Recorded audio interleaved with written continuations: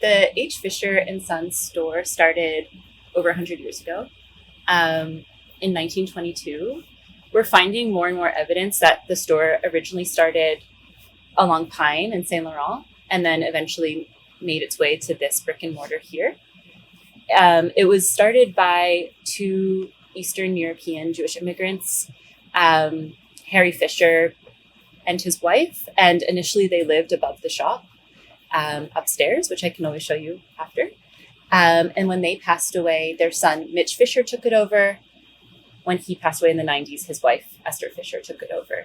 And she ran it from 1993 up until 2022. When the store did begin in 1922, it wasn't out of place. There was a whole bunch of other garment industry related buildings around here, a lot of factories, sweatshops, other notion supply stores, a lot of them run by Jewish community members, but also a lot of Jewish community members were the ones working in the sweatshops or were on the floor in general. So a lot of buildings, the Weinberg building at Saint Laurent de Luz, which used to house the Jewish Museum, also was a garment factory.